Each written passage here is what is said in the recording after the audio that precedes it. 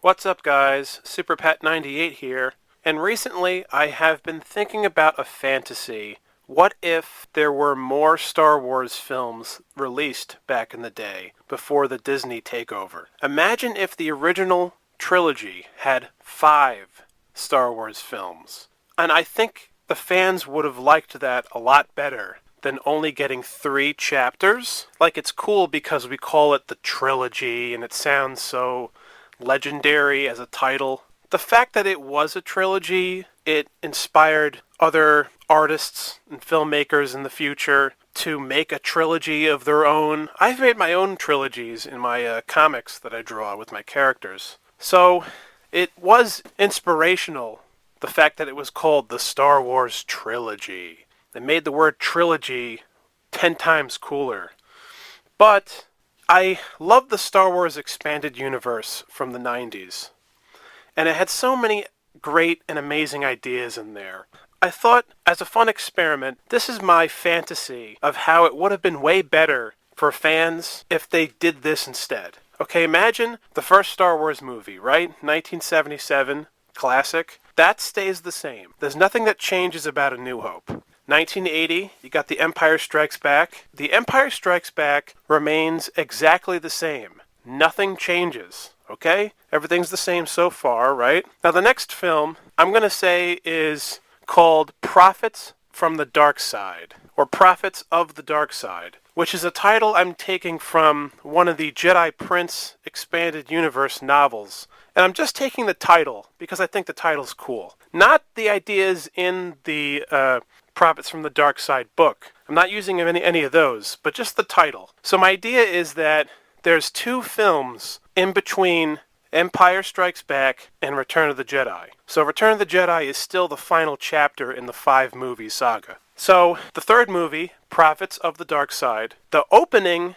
is the whole stuff with Jabba's palace. They rescue Han, Jabba is killed, and all that. Prophets of the Dark Side would still be the first appearance of the Emperor. Well, I mean the second appearance, right? The first time you see him in person. So that part's the same. Now, the only thing that changes at Jabba's palace is that Boba Fett does not die. I was thinking of a way to keep that where Boba could still die, but if it was me, I would change the music and make it more dramatic when he dies. I would have had Boba fight Luke longer on Jabba's Salem barge ships before his demise. But I'd rather keep Boba still alive, at least for like another movie or whatever. Like, Boba does not have to die now, so he's still there, like Boba fights Luke and everything, but they escape.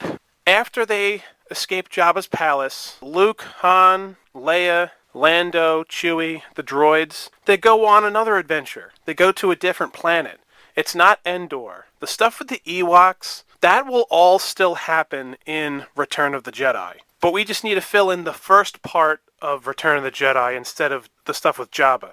Like they're doing something different, fighting another villain or something. So the remainder of Prophets of the Dark Side, Luke and Han and Leia and Lando, they start fighting the other bounty hunters that are after them. You could have Lando fighting IG-88, or you can have Chewbacca fighting 4-LOM, or Luke versus Dengar, and Boba can encounter Luke again later, maybe, and some of the bounty hunters die, right? They kill them. And also you introduce the villain known as Prince Igzor, the alien with green skin from the Shadows of the Empire Expanded Universe story. He was in comic books and he was in the video game, and I love that character.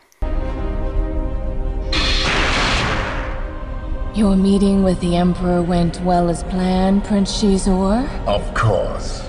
I promised 300 ships for His Majesty's construction project on Endor. I bowed and scraped to every one of Lord Vader's demands. They couldn't have found a more amenable business partner. Or a more dangerous enemy. And I know, like, a lot of people don't like that character, Prince Igzor, even though I think he's awesome. He also had action figures too, by the way. But I just thought his backstory was cool, though. He was trying to win the Emperor's favor against Darth Vader. So it kind of made this entanglement story of the Emperor having to choose between Prince Exor and Darth Vader as his second in command. But even though there's a lot of fans that don't like that character, I think they might like it if the character was a live-action character in an 80s Star Wars movie, right? And you could have Prince Exor there in Prophets of the Dark Side. His makeup would be really cool looking. Like, he would look good in the 80s. He'd look like an alien, but it'd be a human person dressed up as the alien in a costume, like Bib Fortuna in Return of the Jedi. Something like that. You can have him have really cool, green claws. So you can take elements and story stuff from Shadows of the Empire and put it into Prophets of the Dark Side. And even Leia fights Prince Exor in Shadows of the Empire. And you can put that in, right? Prophets of the Dark Side, my fantasy idea. They don't go visit Yoda again. Yoda will still die in the movie Return of the Jedi, but there could be a scene where like Yoda talks to Luke or something, and he remembers a teaching that Yoda gave him, but they'll go back to visit Yoda on Dagobah in the next movie, before the Return of the Jedi movie.